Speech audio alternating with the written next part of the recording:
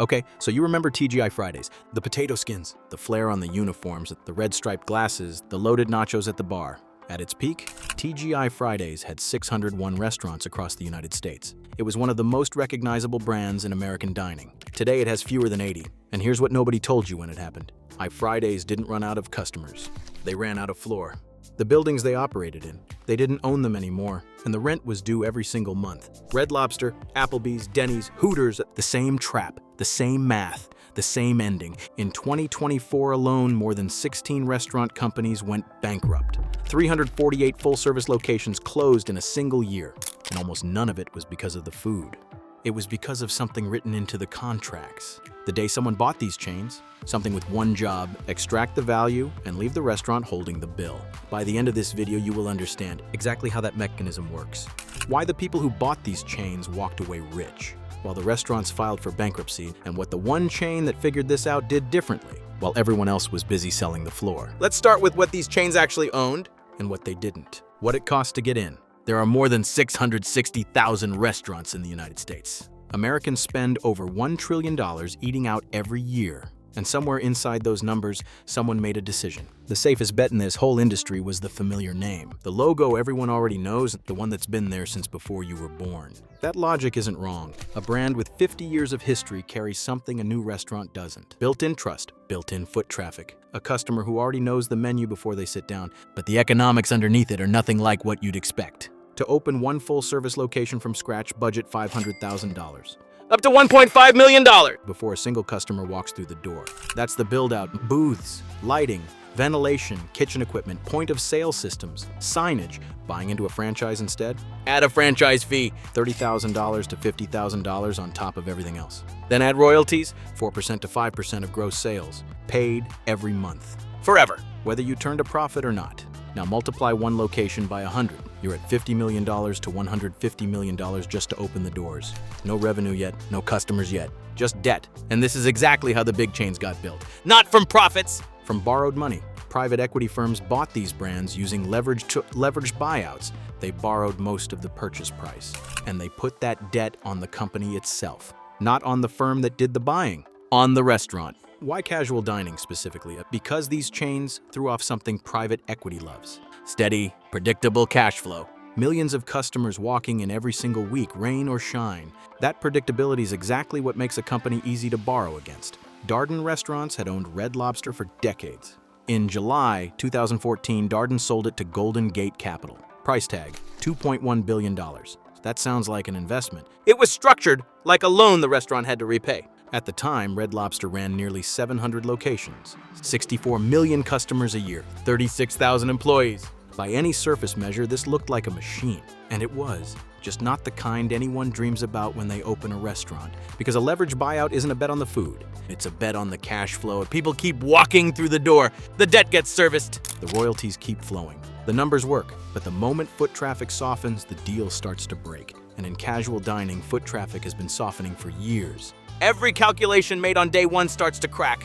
The debt doesn't soften with it. The debt is fixed. The debt compounds. And there was a second problem waiting, one written into the contracts from the very beginning, one almost nobody talks about until it's already too late. The floor beneath the restaurant. They didn't own it anymore. Then every dollar that came through the door was already promised to someone else.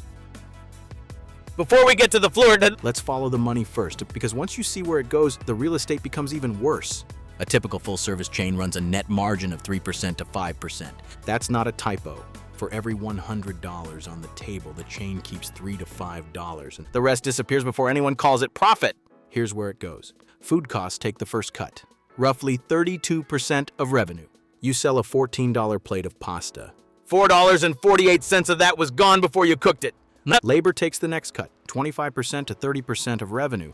Servers, hosts, line cooks, dishwashers, managers. On that same $100, another $25 to $30 is gone. Rent and occupancy come next, 8% to 12%. Then utilities, insurance, maintenance, and admin costs, another 5% to 8%. And there's a cost most people never think about: menu complexity. A casual dining menu can run 100 items or more.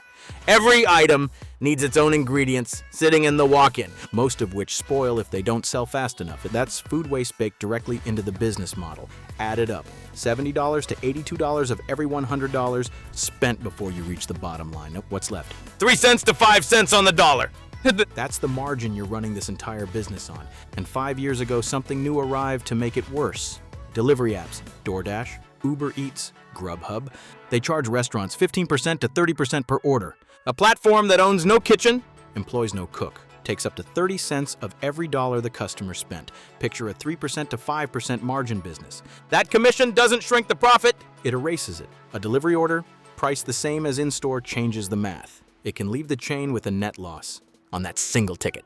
And these chains were built for dine-in, built for alcohol sales, built for 90-minute table turns. Then watch their dining rooms go quiet while delivery orders piled up at the counter instead, because takeout math is structurally worse than dine-in math. The drinks don't travel, the alcohol margin stays inside the building. It's the thing that used to rescue a slow Tuesday night. The moment the food goes into a bag and into a car, only the food leaves. At a 32% food cost, with a 20% commission stacked on top. That math was already brutal. But here's the part that should actually worry you. The chains that collapsed in 2024 weren't just bleeding out here, they were paying for something far more expensive, something that had been quietly compounding for a decade. Almost nobody on the outside could see it coming. Most insiders couldn't either. It had a name, and once you hear it, you'll never look at a restaurant the same way again. The hidden costs. It's not inflation, it's not DoorDash, it's not the endless shrimp, it's private equity. And one specific mechanism almost nobody has heard of. Not until the restaurant they grew up with vanishes overnight. It's called a sale-leaseback. That might sound like abstract financial language, the kind that has nothing to do with Friday night, with whether you can even get a table. It isn't. Sale-leasebacks are why Red Lobster closed. They're a major reason TGI Fridays collapsed too. 601 locations down to fewer than 80. They're how the people who bought these chains extracted the value and left the restaurants holding a bill they could never pay. Here's exactly how it works. A private equity firm buys a restaurant chain. The chain owns its buildings, real physical locations with real value. So the firm sells them, not to another restaurant company, to a real estate investment trust. The REIT pays cash. The private equity firm pockets it, and the restaurant gets left holding a lease. The operating company, the one with the employees, the kitchen, the menu, a long one, with rent increases baked into the contract from day one. A sale-leaseback does to a restaurant chain what a payday lender does to a paycheck. It converts what you own into cash today and makes you pay for it forever. This is exactly what happened to Red Lobster. Golden Gate Capital closed its $2.1 billion purchase in July 2014. It immediately sold the real estate under roughly 500 Red Lobster locations to American Realty Capital Properties for $1.5 billion. 25-year leases, 2% rent increases every single year for 25 years. And because these were triple net leases, the bill grew. Red Lobster also covered the property taxes, the insurance, the maintenance on every building it no longer owned. In 2014, that deal handed the firm a massive cash payout. By 2023, it handed Red Lobster a $200 million annual rent bill, about 10% of total revenue, going to a landlord every year. For buildings the chain used to own outright, zero rent to $200 million a year. On a business running a 3% to 5% margin, but before delivery commissions, before inflation, before a single shrimp ever left the kitchen. So here's the part that actually matters. The math stopped working years before that shrimp promotion ever launched. The $20 endless shrimp deal lost $11 million. The lease was draining $200 million a year every year underneath it. The story you heard about shrimp was never the real story. TGI Fridays ran a version of the same playbook, different mechanism, debt secured against its own franchise royalty stream. A structure called whole business securitization, the chain's future income pledged as collateral today. Foot traffic dropped 39% year over year in late 2024. The debt covenants triggered automatically. No negotiating room, no turnaround window. The math had already decided the outcome, months before anyone filed the paperwork. In 2024 alone, more than 16 restaurant companies went bankrupt. 10 of the 21 that filed were backed by private equity. 348 full-service locations closed through bankruptcy that single year. The floor had been sold. The rent was overdue, and this wasn't one chain's problem. Denny's planned to close 150 locations by the end of 2025, roughly a tenth of its entire footprint. Hooters filed for Chapter 11 in March 2025 after closing about 70 locations the year before. $376 million in debt. On the Border closed 40 locations in a single week, then filed for bankruptcy days later. Applebee's has posted negative unit growth for 9 straight years. None of this is coincidence. These are businesses running the exact same 3% to 5% margin against the exact same rising costs, often carrying the exact same debt and lease structure. The kind that looked fine when rates sat at 0. They became unsurvivable the moment both reversed at once. And one location at a time, the truth came out. These chains found out what they actually owned. It was almost nothing. But to understand why, you have to look closer. You have to see what these businesses actually were. Because it was never what it looked like from the dining room. It was never a restaurant at all. Not in any way that mattered to the people who owned it on paper. These were never restaurant companies. They were debt vehicles that happened to serve food. Think about what a casual dining chain actually is, not from your seat at the table. From the seat of whoever owns it on paper. The brand is the collateral. The franchise royalty stream is the revenue. The real estate is the asset you extract and sell. The operating company holds every liability, and that's the one with the servers, the line cooks, the cheese dip. Private equity didn't buy TGI Fridays for loaded potato skins. They bought it because it was a cash flow machine, one bolted to a real estate portfolio. Sell the real estate, securitize the royalty income, collect the yield. Leave the operating company holding the debt and the lease, plus the nightly obligation to sell enough burgers to stay solvent. The food was never the business, the structure was the business. And so here's why this matters. These chains aren't disappearing because people stopped eating out.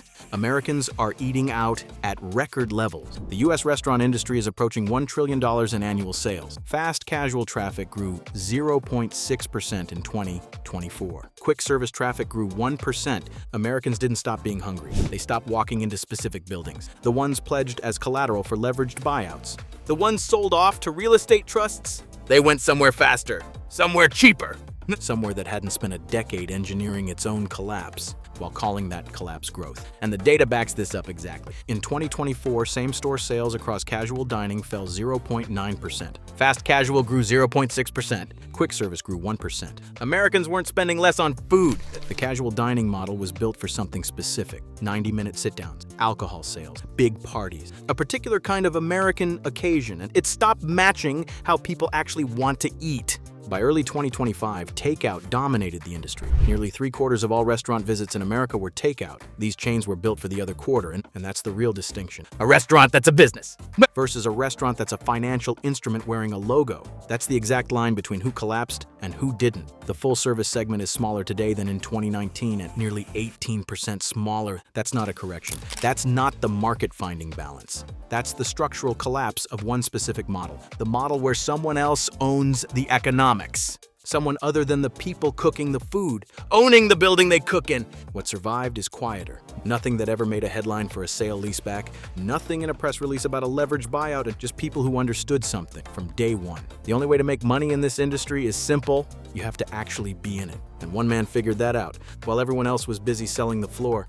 Who actually makes money? He didn't buy a chain, he inherited a problem, and turned it into the #1 casual dining brand in America. Meet Kevin Hochman. He spent most of his career at Procter & Gamble, turned around KFC in the US, fixed Pizza Hut.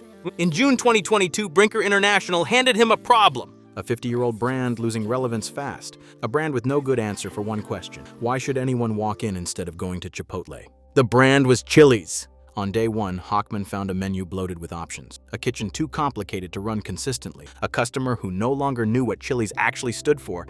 He didn't redesign the logo, didn't launch some new concept, didn't hire a consulting firm to build a 50-slide deck. He cut 25% of the menu. Immediately, fewer items. Done better every single time. Then he rebuilt the entire value proposition. In 2024, Chili's launched 3 for Me, a burger, a side, a drink, and unlimited chips and salsa, starting at $10.99. Not a limited time deal with a deadline. Not $10.99 buried under an asterisk. $10.99 every day at every location, full stop. Hochman put it simply, if that's all you want to spend, you can get that at Chili's. The result? A 31.4% same-store sales jump in Q2 of fiscal 2025 for a chain that had been sliding for years. Brinker's stock rose more than 200% in 2024. Chili's became the #1 casual dining chain in America by traffic. And the pattern Hochman followed isn't unique to him, and it's the same pattern behind every chain that's actually growing right now. First, simplify. Relentlessly. The chains that are closing run menus with over 100 items. The ones winning run fewer than 60. In a 3% to 5% margin business, complexity isn't a feature. It's a slow leak in every kitchen, every shift, every night. Second, price for the customer actually in the room. Not the customer you wish you had. The chains that fell chased premium positioning instead. Their real customers wanted a reliable sit-down meal. Working families went to Chipotle instead, or stayed home. Third, never let the financial structure become the product. Texas Roadhouse became the #1 chain in America by system-wide sales in 2024, $5.5 billion. It never sold its real estate, never issued debt against its own royalty stream. It priced steak at a level families could actually afford, affordable enough to come back for again and again, and kept it there. Same-store sales grew 8.5%, then 9.3%, then 8.4%, and 3 quarters in a row. Fourth, think about what loyalty is actually worth. The customer who comes back every week is worth more. More than the one you win with a promotion, the one you lose the second that promotion ends. The chains that collapsed spent years chasing growth, new locations, new markets, new deals.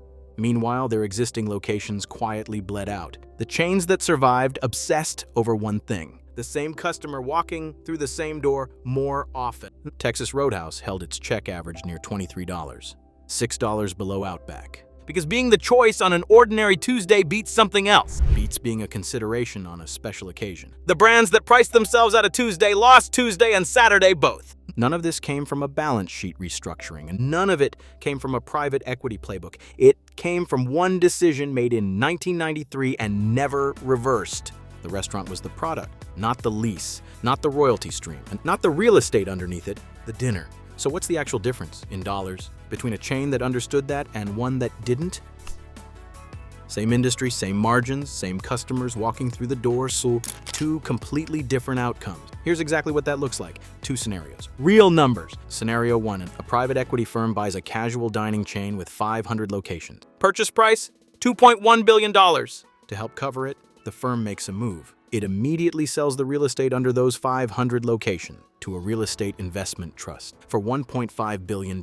Now the chain pays rent it never paid before, 25-year leases, 2% increases every year, automatically, no matter what sales look like. Triple net, so the chain also covers property taxes, insurance, and maintenance. On buildings it doesn't even own anymore. Year 1, the rent is manageable. Year 9, compounding at 2% annually. The bill has climbed to roughly $200 million. The chain is doing about $2 billion a year in revenue at a 5% net margin, the high end for this industry. That's $100 million in profit before rent. Now picture paying $200 million in rent on those buildings. On buildings it sold off a decade ago, there is no profit. There's a $100 million operating loss, and that's in a good year. Then a global pandemic cuts guest counts 30%.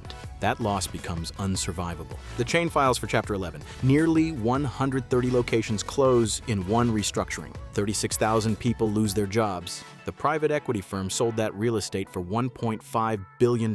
Where were they by the time the closures started? Already exited years before. The operating company absorbed every loss alone. Same brand, same menu, same customers walking through the door every night. The only thing that changed was who owned the walls. That's the entire difference between solvency and bankruptcy. Scenario 2. A man sketches a restaurant on a cocktail napkin in 1993. He gets rejected by investors more than 80 times. 3 doctors in Elizabethtown, Kentucky finally put in $300,000. He opens the first location in Clarksville, Indiana. He doesn't sell the real estate and doesn't issue debt against future royalty income. He prices the stakes at what a working family can afford, affordable enough to come back for, and keeps them there. By 2024, the chain posts $5.5 billion in system-wide sales. #1 casual dining chain in the country. Same-store sales up 8.5% one quarter, and then 9.3%, then 8.4%. Not from financial engineering, not from a sale-leaseback, because the restaurant never stopped being a restaurant. That's the entire difference between a business and a financial instrument. One of them is still open, the other is paying rent on a building now. A building that belongs to someone else. The casual dining industry has been part of American life for over 50 years. These chains fed families at every birthday and Every graduation, every ordinary Tuesday nobody wanted to cook. That still matters. The food still matters. But the food alone was never going to save anything. Not a business whose owners had already extracted the value and left. these chains aren't disappearing because tastes changed. They're not victims of DoorDash. They're not victims of shrimp. They're the predictable result of a financial model built from day one to produce a return for the firm, not a restaurant for the neighborhood. The model worked exactly as designed for the people who built it. For the operating companies left behind, the math was simple: holding the debt, the 25-year leases, the $200 million rent bills, and the 36,000 employees. The model was a slow collapse, written into the contract on day one. What survives is whatever was actually built to last. These restaurants didn't disappear because America stopped being hungry. They disappeared because somebody decided the debt was worth more than the dining room. So if you still want to own a restaurant chain, just make sure you actually own the restaurant.